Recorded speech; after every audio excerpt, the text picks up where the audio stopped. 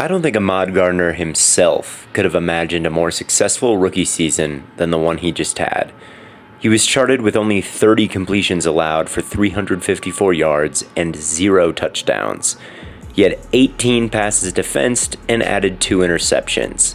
He was a black hole, with Sports Info Solutions crediting him with a cumulative EPA of negative 27.7, third best in the NFL. That's a full game's worth of points that he took away from opposing offenses over the course of the season. He was the runaway winner for Defensive Rookie of the Year. He swept first-team All-Pro with the Associated Press, Pro Football Writers of America, and the Sporting News naming him to their respective elite rosters. Gardner was able to achieve these results while playing a wide variety of techniques in Robert Saleh's defense and by shutting down a wide variety of wide receivers on the left side. Here he's going up against the fastest man in the league, Tyreek Hill. And Gardner, despite being a long, physical corner, does not need jams in order to win when he's in press coverage. Here he's about 1.5 yards off of Hill. At the release, Tyreek Hill brings his outside foot back, feigning like he's about to drive off of it and stem this route inside. But his real plan is to bring this thing vertical up the right sideline. Sauce Gardner does a good job not getting fooled by this footwork. He doesn't shift his weight in any direction. He stays square until the route declares vertically. Then he's able to drive off of his inside foot, open the gate, shoot his arm, make contact with Hill's shoulder pads, slowing him down, and from this position he's easily able to suffocate this thing as it goes vertical. He even is able to decelerate with Hill and take away any chance of an out-of-structure play past the sticks.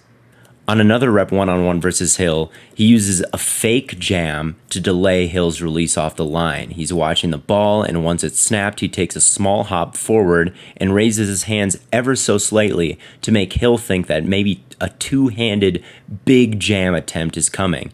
And this kind of rattles Hill a little bit, and you can see him take a hop backwards before setting forward downfield. And Hill taking a backward step like this puts Sauce Gardner at a huge advantage. Unlike the last rep, this one goes inside, but the results are still the same. Sauce Gardner stays square until the route declares, then he flips his hips, shoots his hands, gets his hands on Hill's shoulder, slows him down, is able to run with him, and even have a hand on his back to feel the deceleration coming, and he is blanketing Hill, and the target goes nowhere. On this rep, initially it looks like once again he's pressed up on Tyreek Hill, but motion from Jalen Waddle makes him the new number one and Gardner's new assignment. And Jalen Waddle is scary enough when he's static coming off the line of scrimmage. When he's got a full head of steam off motion, it's a different story entirely, but Sauce Gardner is way too good at dealing with situations like this as a 6'3" high-cut cornerback. He eats up a lot of space with long strides in this bail. He's got eyes on the quarterback. He's got an eye on Waddle. And from the top of this drop and Waddle's sudden snap down, he knows that a comeback route, a break, is coming. And this is called running the route for the wide receiver. Their footwork is basically perfectly in sync at the top of this route. Stride for stride, Gardner is there with Waddle and is able to completely erase this route again. Not only is Gardner able to go step for step with the fastest players in the league, but he's also able to withstand push-offs and physicality from elite tight ends as well. Here, TJ Hawkinson is really leaning into him at the top of this route and even fully extending his left arm as he breaks inside versus Gardner. This would be enough to send most cornerbacks flying off the screen, and it's impossible for Gardner to stay completely connected to Hawkinson here, and maybe a perfect throw with perfect timing could result in a touchdown for Hawkinson, but Gardner doesn't really go anywhere after this push, and with his acceleration, he's pretty quickly able to get in position to break up any potential pass to Hawkinson. So we're talking about a guy who can match up with any type of weapon in man coverage, and he is no slouch in zone coverage either. He has a great sense of exactly where to be to split the difference between two routes that are trying to put him from conflict and taking both away.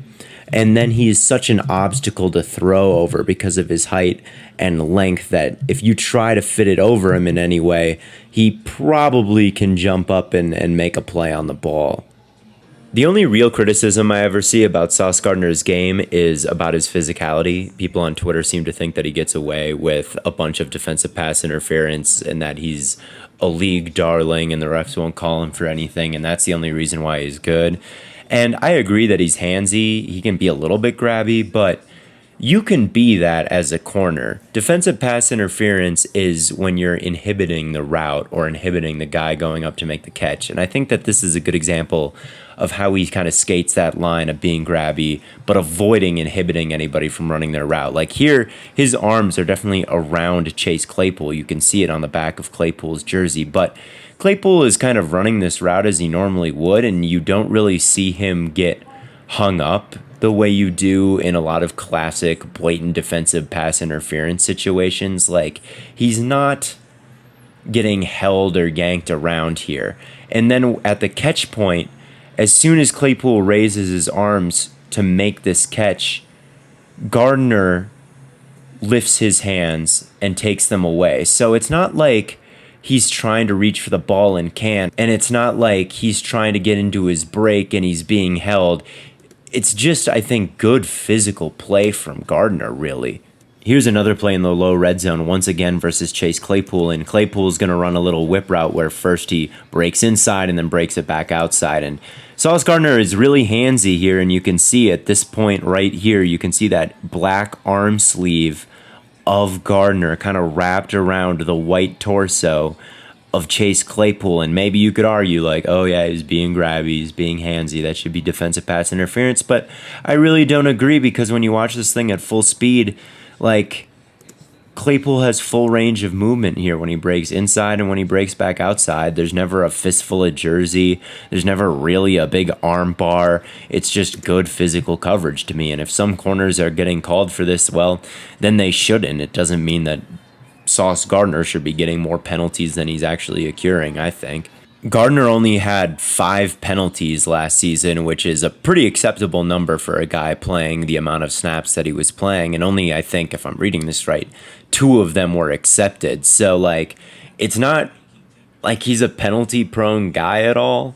And penalties weren't really a problem for him in college either. He only had 14 over the course of his 3-year Cincinnati career. So I don't know. I just don't really buy the narrative that, like, oh, he should have way more penalties than he does. Like, well, he doesn't, so it doesn't really matter, does it? I think I would go as far as to say that Sauce Gardner's ability to avoid defensive pass interference at the catch point is a great strength of his, and some people, I don't know if they're trying to pretend it's a weakness. I don't know what the deal is. But like on this play, for example, the situation here is it's basically a Hail Mary attempt for the Bills. This is deep down the field. And Gabe Davis does have a step on Sauce Gardner here. And Allen absolutely launches this thing. And Gardner has some ground to make up. And as the catch gets closer and closer to being completed, Davis slows up, and it would be very easy for a cornerback in a game-winning situation like this to kind of panic with the game on the line, but Gardner is completely calm. He catches back up to Davis. In this situation, he doesn't run through him, all right? He doesn't over-pursue. He notices where Gabe Davis's eyes are. He's got his hand up, obscuring his vision, but he is not he's not obstructing his arms at all, right? There is no defensive pass interference here, even though I think it's a really easy situation to accidentally do it. And then at the catch point, I mean, he is absolutely perfect, and it's a perfect throw from Allen, and usually perfect offense beats perfect defense, but not in this case. I think this is wonderfully played, and I think that oftentimes at the catch point, Gardner is delivering a masterclass instead of like the refs having some conspiracy on like not throwing flags that they should.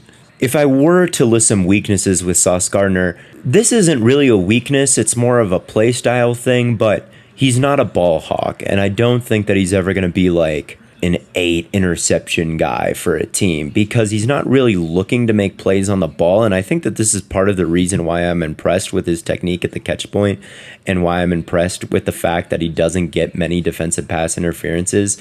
Because in situations like this, I think he's in phase with DK Metcalf here, right? It's not like he's catching up with him. He's right there. And it's clear that DK is getting targeted, right? He's looking over his shoulder, tracking the football. You know, Gardner doesn't even take a peek at where this ball is. He does not attempt to make a play on this thing.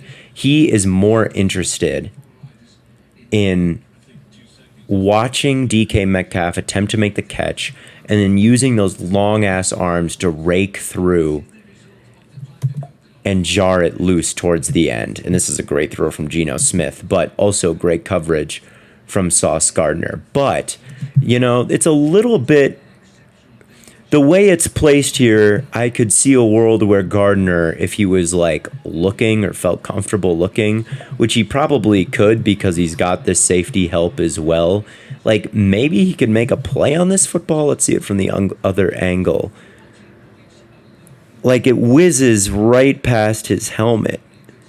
And if he turned around, I think this could potentially be a pick for him. It's kind of tough to say.